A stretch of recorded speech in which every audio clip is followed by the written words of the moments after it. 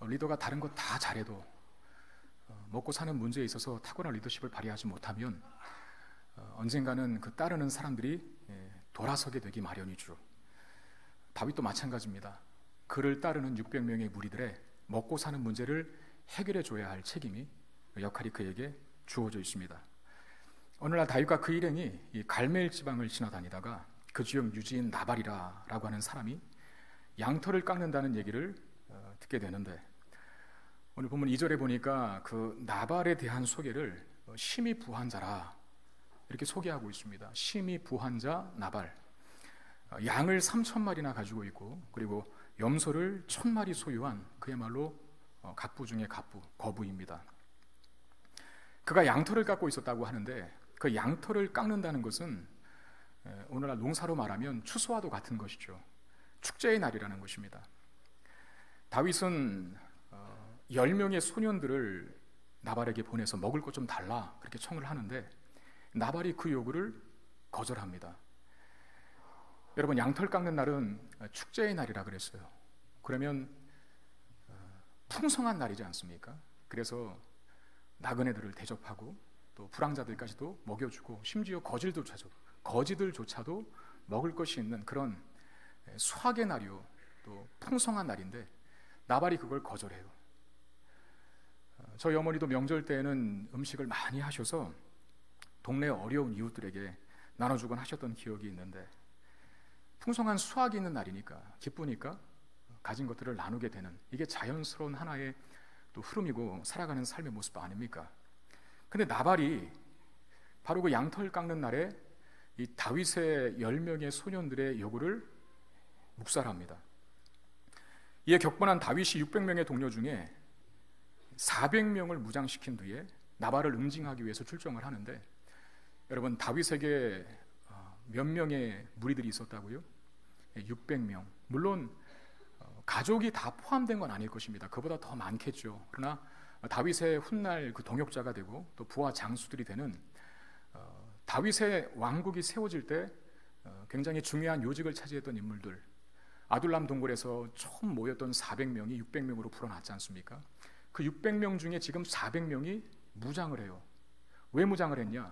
사울의 군대와 전쟁하는 것도 아니고, 이스라엘의 원수인 블레셋과 전쟁을 하는 것도 아니고, 같은 나라 동족이고, 심지어 갈렙 족속이라 했거든요, 이 나발이. 그럼 유다 지파입니다. 어떻게 보면 이 다윗과 굉장히 가까운 사이에 있는 이 나발이라고 하는 사람인데, 그 사람의 가족을 몰살시키기 위하여서 자신의 병력의 3분의 1을 동원하는 것이죠. 그만큼 나발에 대한 다윗의 분노가 상당히 컸다는 것을 의미합니다. 우리가 한 가지 질문을 해야 될 것이 있어요. 나발에 대한 다윗의 분노가 이토록 큰 이유가 무엇 때문일까요? 이 본문의 이야기의 배경은 바로 광야입니다. 광야라고 하는 것은 그 환경 자체가 가져다주는 어려움이 있지 않습니까? 낮에는 더위가 있고, 그리고 밤에는 추위가 있습니다. 낮에는 정말 살인적인 무더위가 있고, 밤에는 정말 살인적인 강추위가 있는 곳이 광야고, 그리고 아시는 대로 맹수의 위협이 있겠죠. 그리고 또 하나의 위험이 있는 게 뭐냐면 바로 범죄의 위험입니다. 범죄. 광야는 도둑대들이 출몰하여서 사람들이 공격하고, 그리고 약탈하는 행위들을 자행했던 그런 일들이 만연했던 곳이라고도 할 수 있습니다. 그런 광야에서 다윗과 그의 수하들이 아마도 경비대의 역할을 했던 것 같아요. 여러분, 우리나라도 2009년부터 그 청해부대를 아덴만에 주둔시켜 놓고 그 소말리아 해역을 항해하는 그 우리나라 선박들을 보호하는 역할을 했지 않습니까? 해적들이 자주 출몰을 하니까 그것 때문에 한번 큰일을 겪었던 적도 있었죠. 아마도 다윗과 그 무리들이 이런 약탈자들로부터 광야에 사는 목자들과 양들을 그런 지켜주는 역할을 했던 것으로 보입니다. 이런 다윗과 그의 무리들의 도움을 누구도 받았냐 하면 이 나발의 목자들도 받았다는 것입니다. 그걸 나발을 제외한 나발인들도 인정을 하고, 그 하인 중에 한 사람이 이런 말을 하는데 15절 16절 말씀입니다. 우리가 들에 있어 그들과 상종할 동안에 그 사람들이 우리를 매우 선대하였으므로 우리가 다치거나 잃은 것이 없었으니 우리가 양을 지키는 동안에 그들이 우리와 함께 있어 밤낮 우리에게 담이 되었음이라 라고 말합니다. 그러니까 지금 나발의 하인이 그 아내 아비가일에게 하는 말이거든요. 다윗이 지금 쳐들어오고 있으니까 빨리 대비책을 세워야 한다라고 하는 차원에서 이 다윗의 부하들이 자신들에게 해주었던 선대, 이 호의에 대해서 이야기하는 것이죠. 심지어는 그들이 우리의 담이 되어줬다라고까지 말하고 있습니다. 다윗과 그의 사람들이 이 나발의 목동을 보호해주고 그의 재산을 지켜줘 있음도 불구하고 다윗이 도움을 청할 때 지금 이 나발이 거절하고 있다는 것이죠. 여러분 어떻습니까? 다윗이 충분히 열받을 만하죠. 나발이라고 하는 사람이 어떻게 보면 이 배은망덕한 행동의 대명사를 상징적인 인물로 드러나고 있는데, 그러나 여러분 한번 잘 생각해 보면 이 나발이라고 하는 사람은 그럴 수 있는 사람입니다. 왜냐하면 세상의 정신을 대표하고 그 세상의 정신을 상징하는 인물로 드러나고 있기 때문에 그렇습니다. 이 나발이라고 하는 그 이름의 뜻이 바로 어리석은 자라고 하는 뜻인데, 모르겠어요. 왜 부모가 그 자녀의 이름을 지었을 때 이 성경에 참 난해한 내용이거든요. 그 왜 자기 아들을 어리석은 자라고 그렇게 이름 지었을까요? 물론 이제 학자들 간에는 그의 이제 살아온 삶의 품성과 또 성격과 행동과 태도를 보면서 하나의 별칭이고 별명 정도로 불려졌을 것이다라고 해석하는 분들도 있지만, 그러나 그건 맞지 않는 것 같습니다. 왜냐하면 이 아비가일이라고 하는 이 나발의 아내, 성경은 그를 굉장히 현숙하고 또 지혜롭고 아름다운 여인으로 나발과는 전혀 반대되는 대조되는 인물로 소개하고 있는데, 그가 다윗을 저지하지 않습니까? 나발을 변호하고 중재할 때 다윗에게 그렇게 말했어요. 25절에 보면 그의 이름이 그에게 적당하다. 그의 이름이 나발이라. 그는 미련한 자인이다 라고 되어 있어요. 그러니까 이 나발의 이름이 맞다는 것입니다. 시편 14편 1절에 보면 이 시편 14편도 다윗의 시인데 이렇게 되어 있습니다. 시편 14편 1절 말씀 한번 보실래요? 같이 한번 읽어보겠습니다. 시작. 어리석은 자는 그의 마음에 이르기를 하나님이 없다 하도다. 그들은 부패하고 그 행실이 가증하니 선을 행하는 자가 없도다. 그 처음에 뭐로 시작하고 있습니까? 그게 나발이에요. 물론 이 다윗이 어리석은 자는 이 시편 14편 1절에 그렇게 표현했을 때 이 나발 한 사람을 두고, 오늘 본문에 등장하는 이 무례하고 배은망덕한 인물인 나발 한 사람을 두고 한 말은 아닐 거예요. 어리석은 자라고 하는, 어리석다라고 하는 뜻의 나발이라고 하는 말. 근데 우리가 주목해 볼 교훈은 뭡니까? 우리가 생각하는 어리석다의 뜻은 뭡니까? 세상 잘 분간 못하고 또 뭐 가방끈 짧고 공부 못하고 살이 분간 잘 못하는 인간들, 보통 그런 사람들을 어리석다라고 하는데, 성경은 어리석은 자의 1차적인 정의를 박사라도 하나님이 없다 하는 사람을 어리석다라고 말한다는 거예요. 하나님이 없다. 하나님이 없는 인생은 그래서 어떤 인생을 살아갈 수밖에 없다고 이야기합니까? 그들은 부패하고 그 행실이 가증하니 선을 행하는 자가 없다라고 말합니다. 나발은 하나님이 없이 살아가는 어리석은 사람의 대명사고, 그래서 그는 세상의 정신을 대표하는 상징적인 인물로 오늘 본문에 등장하고 있다는 것이죠. 세상의 정신은 뭡니까? 여러분, 우리가 그런 또 취급들을 많이 받을 때 있지 않습니까? 내가 정말 잘해줬는데, 내가 잘 대우해줬는데 하나 섭섭하게 한 걸 가지고 등에 칼 꽂고 달아나는 사람이 있고, 배신하는 사람이 있고, 사실은 은혜를 받았으면 더 큰 은혜로 보답해야 되는 게 맞는데 세상은 안 그렇지 않습니까?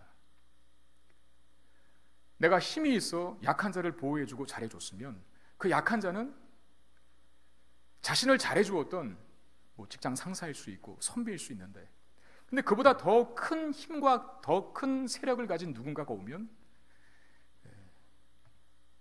이쪽은 그냥 쳐다보지도 않고 저쪽으로 딱 붙어버리는 그런 비열한 인간들의 모습들을 얼마나 많이 봅니까? 근데 사실 그게 세상의 모습이고, 세상 사람들이 살아가는 그들이 나름대로 자평하는 지혜로운 삶의 방법이고 처세술을 할 수 있죠. 어쩌면 이 나발이 자기의 것을 주지 않는 것, 다윗이 음식을 좀 달라 했는데 주지 않았지 않습니까? 자기 것을 주지 않는 건 하나님 없는 세상 사람들의 모습을 대변하는 모습일 수 있다는 것이죠. 그렇습니다. 하나님이 없다라고 여기는 자들은 은혜를 원수로 갖고요, 자신들이 받은 것을 도무지 생각하지 않습니다. 하나님이 없이 살아가는 어리석은 자의 특징이고 또 그렇게 살아갈 수밖에 없는 한계입니다. 그래서 나발이라고 하는 사람은 그렇게 할 수 있다라고 제가 말씀드린 겁니다. 그러나 다윗은 그렇게 하면 안 되죠. 왜? 다윗은 어리석은 자가 아니거든요. 다윗은 하나님이 있다고 믿는 사람이거든요. 그리고 다윗이 여기까지 오기까지, 지금 이 시점에 이르기까지 그는 하나님의 보호하심과 인도하심과 또 은혜 주심과 베푸심과 공급하심이 있었기 때문에 여기까지 올 수 있었던 거예요. 그렇다면 모든 것을 하나님께 맡긴 다윗이라면, 자기가 살아온 삶이 하나님의 공급하심과 하나님의 은혜 베풀어 주심으로 여기까지 오게 되었다면, 굳이 음식을 주지 않았던 나발에 대해서 인원의 3분의 1을 동원하여 칼을 채우고 공격을 강요했다는 것은 정당하지 못한 것입니다. 이 대목에서 다윗은 그야말로 세상 정신에 물들어 있다는 것을 보게 되죠. 여러분, 세상 정신 중에 하나가 뭡니까? 우리가 하는 보통 잘 쓰는 표현 중에 하나가 뭐 give and take다, 그런 말 하지 않습니까? 내가 주었으니까 반드시 받아야 돼 라고 하는 것. 뭔가를 줄 때 그냥 주는 것으로 끝내지 못하고, 내가 이렇게 해줬으니까 반드시 나에게 뭘 주겠지라고 하는 이런 기대. 근데 사실 그런 마음 때문에 인간 사회에 굉장히 큰 갈등과 다툼들이 많이 일어나죠. 우리가 잘 바꾸지 못하고 버리지 못하는 습성 중에 하나가 그건 아닙니까? 내가 이렇게 해줬으니까 너는 나에게 이렇게 해야 돼 라고 하는 것. 이것 때문에 가족 간에, 이웃 간에, 심지어 교회 안에 성도들 간에도 다툼과 갈등이 빈번하게 일어나기도 합니다. 제가 신문을 보다가 눈에 띄는 칼럼을 보았는데 제목이 이렇습니다. 나를 위한 일이었다고 생각하자. 나를 위한 일이었다고 생각하자 라고 하는 제목의 칼럼이었는데, 그 내용의 요지는 이것입니다. 어떤 상대에게 호의를 베풀거나 또는 도움을 주었을 때 그 사람을 위한 일이었다라고 생각하지 말고, 내가 도움을 주고 내가 호의를 베풀었어도 그 일조차도 나를 위한 것이었다고 생각하자라는 것이죠. 그러면 현저하게 다툼과 갈등이 줄어들게 될 것이다. 이런 요지의 내용이었는데, 그 칼럼 기자가 그런 글을 쓰면서 그 중국 그 고대의 고전인 한비자라고 하는 책에 담긴 예를 들어 설명하는 대목이 있었습니다. 제가 한번 읽어드리겠습니다. 잘 들어보십시오. 일꾼을 고용해 씨를 뿌리고 농사를 지을 때 주인은 자기 돈을 써서 일꾼에게 맞는 음식을 사주고 품삯을 주는데, 주인이 이렇게 하는 것은 일꾼을 사랑해서가 아니다. 일꾼들을 잘 대해주면 그들이 밭을 갈 때 깊이 갈 것이고 김을 맬 때 완전하게 맬 것이고, 이는 결국 주인의 이익으로 귀결되기 때문이다. 일꾼이 있는 힘을 다해 애써 김 매고 밭둑과 논길을 정리하는 건 역시 주인을 위해서가 아니다.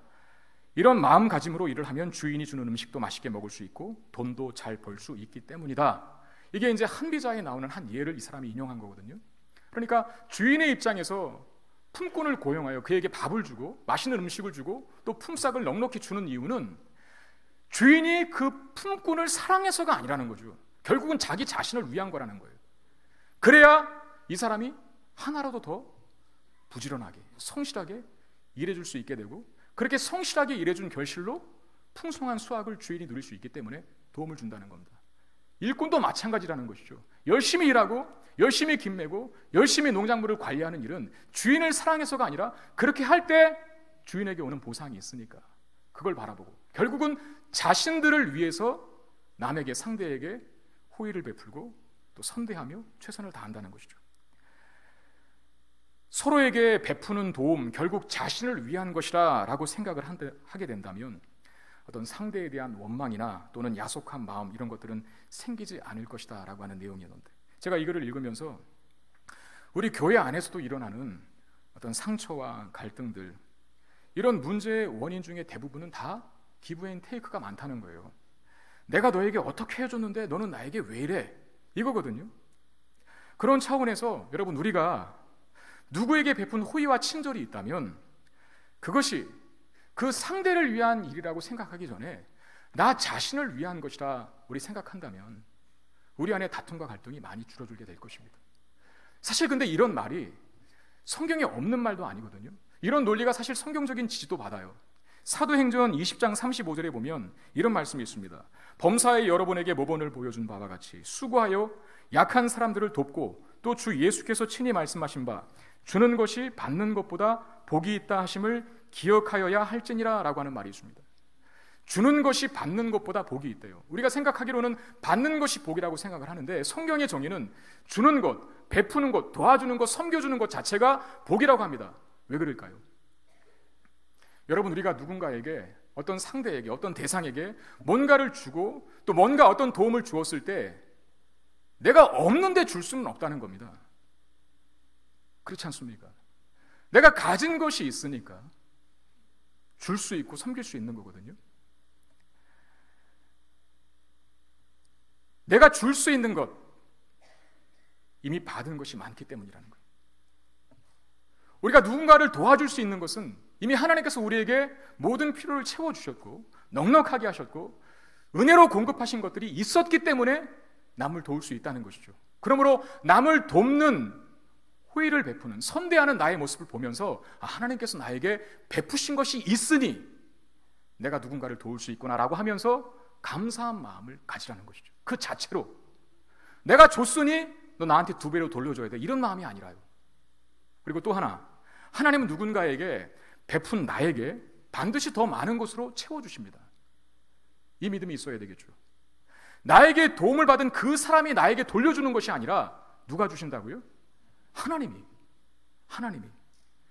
여러분, 사도 바울을 아시지 않습니까? 바울이 선교여행, 전도여행 중에 얼마나 많은 재원이 필요하겠어요. 돈이 있어야 하지 않겠습니까? 그 필요한 경비를 여러 교회들로부터 후원을 받았는데 그 중에 아주 큰 도움을 준 교회가 있어요. 빌립보 교회입니다. 빌립보 교회의 후원을 바울이 뭐라고 평가했냐면 너희들이 할 수 있는 것 이상으로 나에게 넉넉해 줬다. 없는 중에도, 가난한 중에도 넘치도록 나에게 도움을 주었다라고 그렇게 평가하면서 얼마나 감사한 마음을 갖겠어요. 바울이 빌립보 교회를 생각할 때마다. 그래, 빌립보 교회를 향해서 바울이 빈 축복의 내용이 있는데 그게 빌립보서 4장 19절 말씀입니다. 우리 헌금 봉투에도 써있는 내용인데 우리 한번 읽어보겠습니다. 시작. 나의 하나님이 그리스도 예수 안에서 영광 가운데 그 풍성한 대로 너희 모든 쓸 것을 채우시리라. 여러분, 주어 동사만 보시자고요. 누가 채우신다고요? 바울이 주는 게 아니라 누가 주는 겁니까? 하나님이. 빌립보 교회가 바울을 도와줬어요. 그럼 바울한테 받아야 되는데 바울은 뭐라고 얘기하냐면 하나님이, 나의 하나님이 너희 필요를 채우실 것이다. 어느 정도로? 풍성하게. 오늘 본문 25장, 사무엘상 25장 13절에 보면 주목할 만한 내용이 있습니다. 25장 13절, 다윗이 자기 사람들에게 이르되 너희는 각기 칼을 차라 하니 각기 칼을 차매 다윗도 자기 칼을 차고 400명가량은 데리고 올라가고 200명은 수염을 곁에 있게 하니라 라고 되어 있습니다. 400명은 칼을 채웠대요. 이 나발을 보복하고 응징하러 가기 위해서. 근데 200명은 남겨두었답니다. 무엇 때문에? 그렇죠, 소유물 때문에. 제가 이 소유물이라고 하는 단어를 원어로 살펴보았어요. 부녀자들을 말하는 게 아닙니다. 그러니까 약한 사람들을 보호하도록 주둔시켜둔 군인이 아니라, 분대가 아니라 소유물을 지키기 위하여 200명을 남겨두었대요. 그 소유물은 그야말로 물질적인 재산을 말합니다. 어떤 기구라든지 어떤 물품을 뜻하는 단어라는 거예요. 여러분 한번 생각해 보시길 바랍니다. 다윗이 몇 년이 지난지는 모르겠지만 아무튼 수년간 도망자의 생활을 해왔어요. 여러분, 도망치는 자가 무슨 재산을 모을 수 있겠습니까? 뭐 증권에 투자했나요? 적금 들었나요? 아니거든요. 어쩌면 도망자의 인생, 도망자의 삶을 사는 자, 있던 것도 없어져야 되는 게 맞는데 우리 그에게 소유물이 생겼다라고, 물질적인 재산이 생겼다라고 성경이 이야기하고 있습니다. 기억하십니까? 사울이 본격적으로 다윗을 위협하기 시작했을 때 다윗이 도망간 곳이 바로 놉 땅에 있는 성소였죠. 거기 아비멜렉 제사장이 있었습니다. 그에게 다윗이 최초로 구한 게 뭐였습니까? 처음에 떡 좀 달라, 그거였습니다. 떡 없다. 그래서 진설병에 올려준, 제사장들만 먹을 수 있는 그 진설상에 올려진 진설병을 다윗에게 주었죠. 그야말로 무일푼이었다는 것입니다. 그렇게 도망자의 세월을 시작한 이 다윗이 오늘 본문의 시점에서는 그에게 200명이 지켜야 될 정도의 소유물이 남겨져 있다는 것을 보여줍니다. 여러분, 누가 다윗의 모든 필요를 공급하신 것입니까? 네, 하나님이시죠. 다윗이 이걸 기억했어야 되는 거예요. 하나님의 은혜로 자신의 필요의 체험을 받았다면 나발에 대해서 분노하고 또 증오하여 그를 보복하겠다라고 군대의 3분의 2나 동원하여 그를 응징하러 가지는 않았을 것입니다. 우리도 동일합니다. 여러분, 주고 섬기고 잊어버릴 수 있기를 바랍니다. 예. 줄 수 있다는 것 자체를 감사하십시오. 우리가 드리는 헌금도 마찬가지지 않습니까?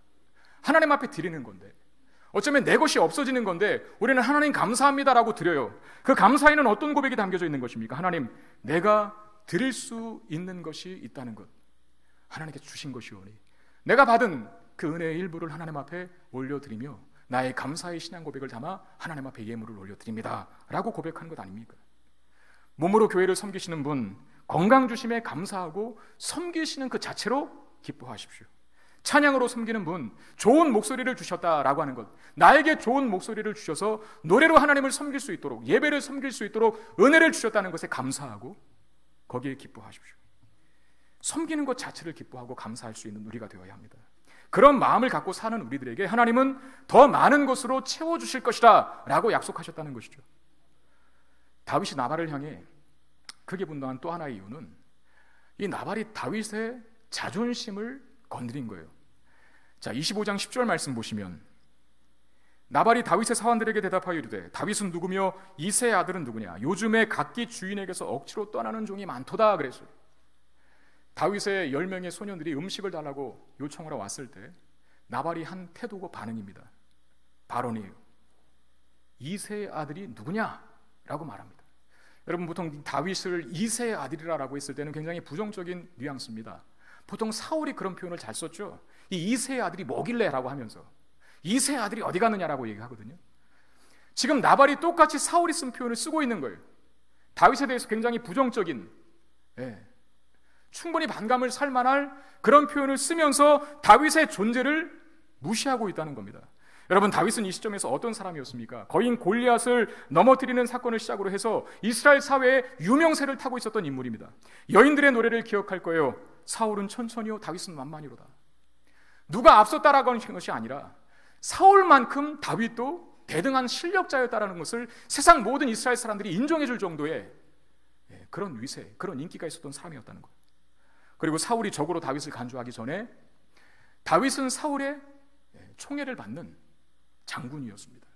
굉장히 높은 직책까지 올라간 사람이었고, 그 이후에 여러 번 전쟁에서 이스라엘 원수인 블레셋과의 전투를 승리로 이끈 그야말로 이스라엘의 영웅과도 같은 인물이 바로 다윗인데, 그런 다윗을 지금 누가 무시하고 있는 겁니까?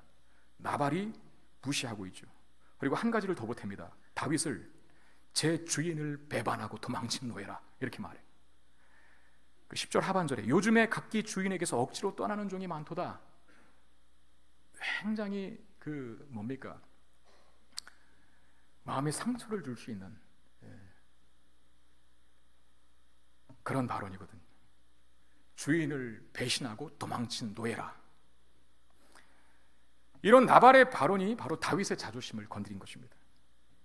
지난 금요일부터 토요일까지 우리 중등부가 아주 1박 2일에 꽉 찬 일정을 가지고 수련회를 잘 했어요. 금요 기도회 때까지 나와서 기도받고, 물론 저는 금요 기도회 끝까지 다 참석하고 갈 줄 알았는데 기도만 받고 그냥 가더라고요.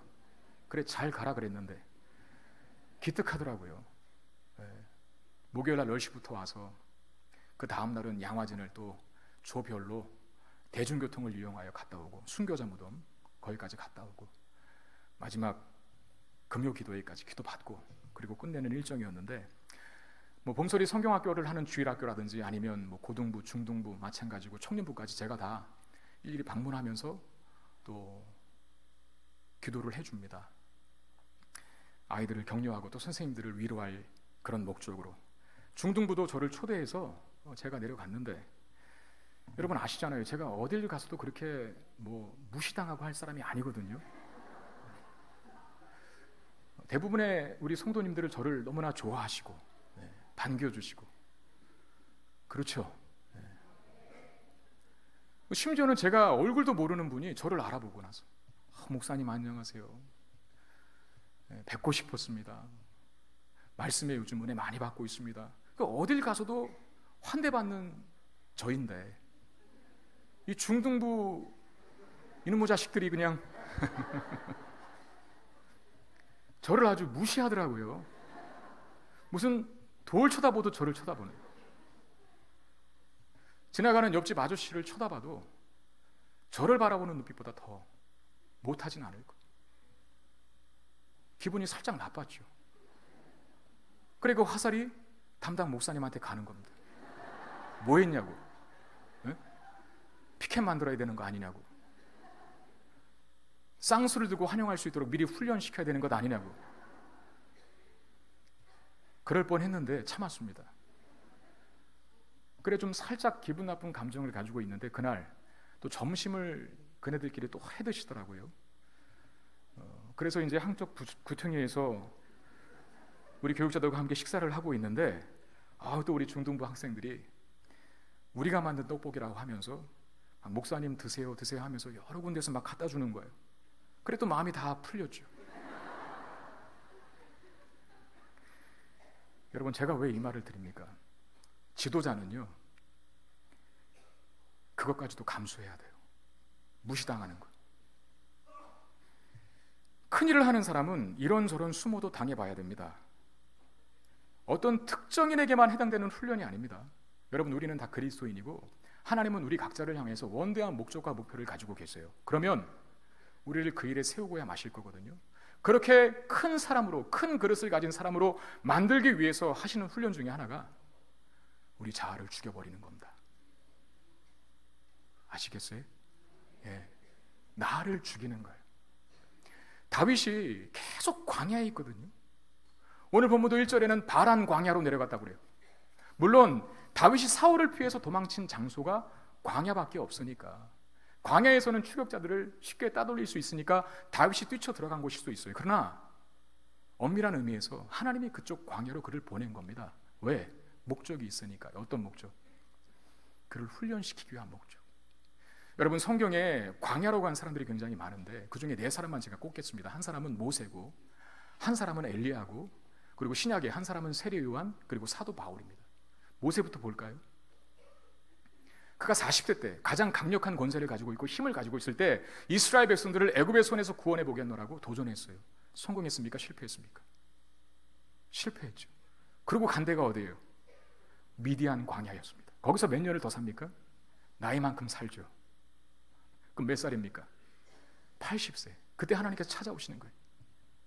내가 너를 세웠다. 애굽에서 이스라엘 백성들을 구원할 존재로. 모세가 막 항변합니다. 왜 이제 찾아오셨습니까? 내가 힘이 있을 때, 내가 잘 나갔을 때는 코빼기도 안 비치시더니 이제 다 늙어 빠졌는데 뭘 어쩌라고 이제와 찾아오셔서 이스라엘 백성들을 애굽의 손에서 구원하라는 명령을 하십니까? 하나님 말씀하십니다. 네가 아니라 내가 한다. 널 죽여라. 하나님은 미디안 광야 40년 동안 모세를 죽이신 거예요. 그의 자아를, 내가 나라고 하는 이 주어를 없앤 것이죠. 그리고 하나님이 주어가 되게. 엘리야도 마찬가지입니다. 북이스라엘이 그때 당시에 이 바알 신앙에 막 물들어서 정말 참된 선지자를 찾아볼 수 없는 모든 선지자들을 다 죽여버리니까요. 그래 엘리야가 이스라엘의 과거의 영광을 회복하기 위해서 그야말로 고군분투하지 않습니까? 그런데 결과는, 현실은 바뀌지 않는 거예요.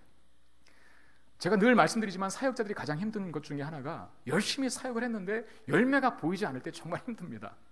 엘리야도 동일한 감정이었던 것 같아요. 그래서 현실을 도피했는데 그가 도망치듯 떠난 곳이 어디였냐면 바로 광야였습니다.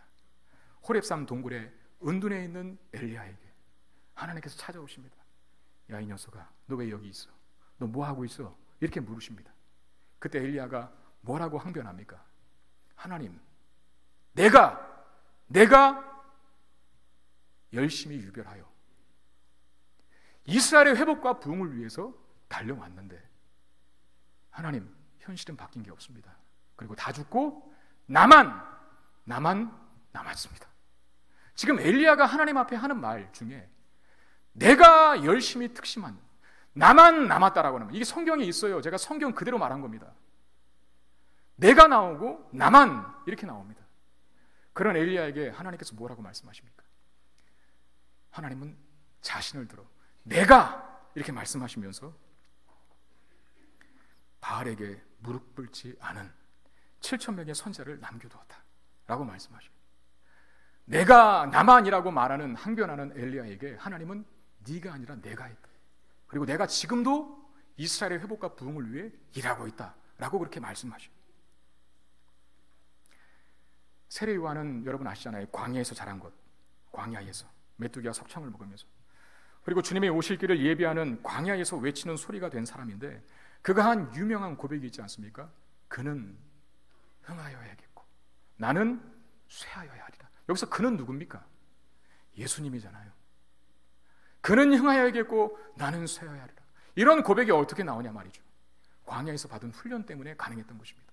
그리고 한마디 더해요. 나는 그의 신발끈 풀기도 감당할 수 없는 자라. 그러니까 세례 요한의 내면과 영혼 속에는 자신은 죽어버렸고 하나님으로 충만하게 채워졌다는 것입니다. 바울도 마찬가지입니다. 그가 다메섹 도상에서 회심한 이후에 아라비아 광야로 들어가 3년간 머물게 됩니다. 여러분, 바울은 세상적인 기준에서, 인간적인 관점에서 굉장히 잘난 사람입니다.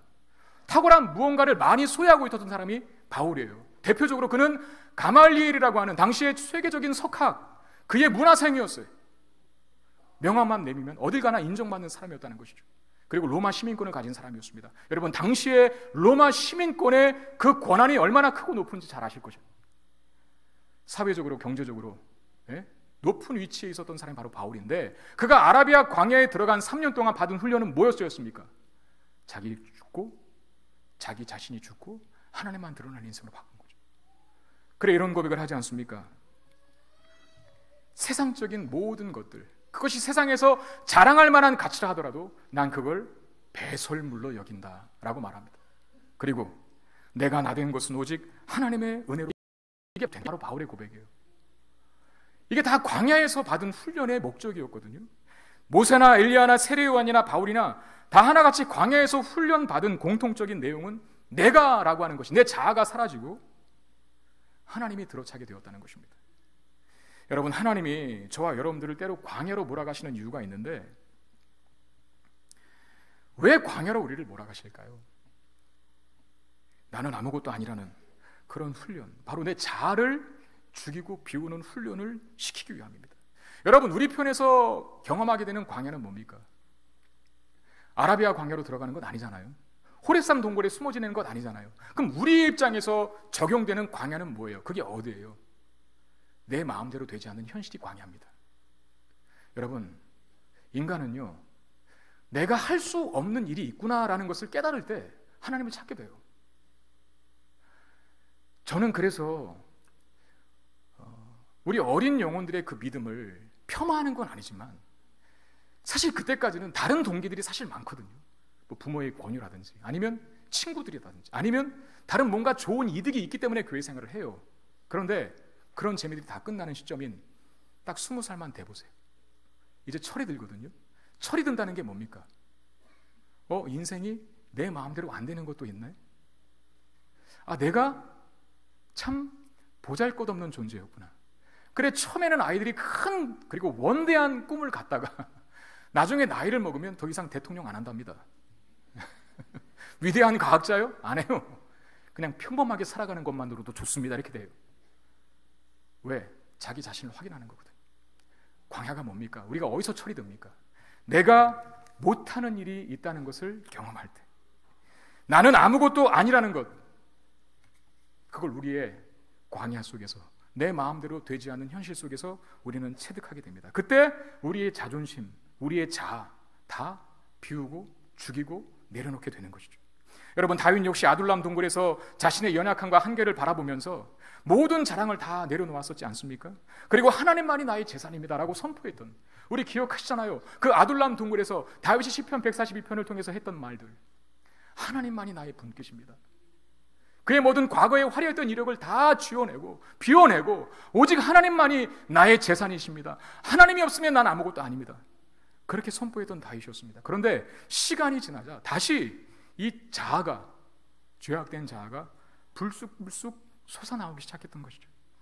자신을 무시한 나발에 대해서 크게 분노한 다윗의 모습에서 확인되는 내용입니다. 여러분, 우리가 교회 생활하다가 보면 뭐 이런저런 상처를 받았다라고 얘기하지 않습니까? 물론 우리는 서로 상처를 주지 않도록 말과 행동에 그리고 태도에 조심하셔야 돼요. 그런데 엄밀히 우리가 상처 받았을 때 그 상처의 문제의 근원을 파헤쳐 가다 보면 결국 상처라는 이면에는 뭐가 또아리를 들고 있는 줄 아세요? 자존심이 자리 잡고 있습니다. 내 강한 자아가 여전히 도사리고 있기 때문에, 내가 살아있기 때문에 상처도 받는 거예요. 우리는 자아가 아니라 하나님으로 더 충만히 채워져 있어야만 합니다. 처음에 그렇게 했던 다윗이었어요. 근데 오늘 본문의 시점에서 다윗은 하나님이 아닌 자아로 충만해져 있습니다. 여기서 우리가 알 수 있는 건 뭡니까? 한순간도 방심해서는 안 된다는 겁니다. 기도의 자리에, 말씀의 자리에, 경건의 노력에 최선의 노력을 다하셔서 어느 순간 나도 모르게 자라올라오는 내 죄악된 욕망과 이 자아를 우리는 끊임없이 자르고 또 자르고 잘라야 합니다. 여러분, 세우는 건 많은 시간과 눈물과 땀이 필요합니다. 그러나 무너지는 것은 한순간입니다. 그래서 우리는 하나님을 자주 찾고 또 찾고 구하고 또 구해야 되는 거예요. 사실 이 사건은 우리가 사무엘상 25장을 보고 있지 않습니까? 나발을 응징하는 사건인데 이제껏 우리가 보았던 이 사건의 흐름과는 상당히 관련이 없는 내용입니다. 우리가 계속해서 본 이야기는 사울이 다윗을 추격하고 있는 그런 내용들이었지 않습니까? 지난주에 보았던 24장만 해도 쏟고 있었던 사건이고, 오늘 본문은 25장입니다. 그리고 26장은 또다시 사울이 다윗을 추격하는 내용을 담고 있어요. 우리가 만약에 글을 쓰는 사람이라면 이 전혀 일관성이 없어 보이는 이 사건을 여기에 둘 이유가 없습니다. 그런데 오늘 성경의 저자는 전혀 일관성이 없어 보이는 이 나발 사건 이야기를 오늘 사울이 다윗을 쫓아가는 이 24장과 26장 사이에 두고 있다는 겁니다. 어떤 메시지를 주기 위함일까요? 여러분, 우리가 이제껏 보아왔던 다윗은 참 훌륭한 사람이었죠. 왜 훌륭한 사람입니까? 골리앗을 믿음으로 이겼고 블레셋의 손에서 이스라엘을 구원했고, 그리고 도망치는 와중에도 그일라 사람들을 블레셋의 손에서 구원해냈던 사람이 다윗이었잖아요. 그리고 그야말로 완벽하게 우리 지난주에 보았던 자기 손으로 죽일 수 있는 누구를 안 죽였어요? 사울을 안 죽였던 사람. 그러면서 다윗이 했던 고백이 뭡니까? 하나님이 나의 재판장 되시니 하나님이 나의 억울함과 답답함을 풀어주실 것이고 내가 내 손으로 하나님의 기름 부으신 자를 죽이는 일은 하지 않을 것이라. 여러분, 우리가 그 대목에서 얼마나 훌륭한 다윗의 모습을 보았습니까? 그런데 오늘 25장은 그 사건 바로 직후에 있는 오늘 25장은 좀 다릅니다. 사울을 보복하지 않았던 다윗이 이제 나발을 보복하려 합니다. 사울이라고 하는 엄청난 산을 참아낸 다윗이 나발이라고 하는 아주 작은 언덕 하나를 넘지 못하고 있죠. 성경 기자가 왜 이 사건을 여기다 끼워놨는지 알 수 있을 것 같아요. 왜? 무엇 때문에? 다윗은 완벽한 사람이 아니라 여전히 죄인이며 하나님의 은혜가 날마다 순간마다 필요한 연약하고 결함이 있고 무능하며 한계 많은 인생이라는 거예요. 그걸 보여주고 있습니다. 성령으로 충만하지 않으면 결국 죄의 본성에 여지없이 반응하는 연약한 한 인간일 뿐이라는 것을, 우리가 자칫 이 모습을 보지 못했다면, 야, 다윗 훌륭하다, 다윗 참 신앙 뜨겁다, 다윗 참 인격자다, 어떻게 그렇게 인내할 수 있을까, 이렇게 다윗을 높일 수밖에 없었던 그런 시점에서 하나님은 내가 다윗을 선택한 것은 그의 완벽함 때문이 아니라 그의 부족함과 연약함에 나의 은혜가 부어져야 살 수 있는 인생인 것을 보여주기 위하여 그를 택했노라고 말씀하시는 외침이 이 25장에서 우리 들을 수 있어야 합니다. 여러분, 우리도 동일하잖아요. 네. 그렇게 훌륭해 보이고 그렇게 완벽해 보였던 다윗조차도 하나님의 은혜 없이는 단 한순간도 살 수 없는 존재라고 한다면 우리는 얼마나 더 그 은혜가 필요한 인생들이겠습니까? 우리 자신을 과신하지 말고 항상 하나님의 은혜가 필요한 자인 것을 인정하며 사는 저와 여러분들 되시기를 바랍니다. 다윗도 부족하고 모자란데 그 놀랍고 훌륭해 보이는 다윗도 그에게 하나님의 은혜가 필요하다면 우리는 얼마나 더 큰 은혜가 필요하겠는가 말입니다. 말씀 맺겠습니다. 우리 한번 큰 소리로 따라해 볼까요? 나는 하나님 없이는 아무것도 할 수 없습니다. 여러분 진심이십니까? 나는 하나님 없이는 아무것도 할 수 없는 인생입니다. 한 번 더 할까요? 하나님만이 나의 전부이십니다. 이 자리에 임재에 계신 하나님께서 지금 우리의 고백을 들으신 줄로 믿습니다. 나는 하나님 없이는 아무것도 할 수 없습니다. 하나님만이 나의 전부이십니다. 하나님 반드시 이 고백 들으셨을 것이고 이 고백대로 우리의 연약함을 인정하여 하나님만이 전부인 인생을 살기를 원하는 우리들에게 하나님은 전부가 되어 주실 것입니다. 이 은혜 속에 살아가는 축복이 저와 여러분들에게 있게 되기를 주님의 이름으로 축원드립니다. 하나님 감사합니다. 우리가 무엇을 해도 하나님 앞에 부족하고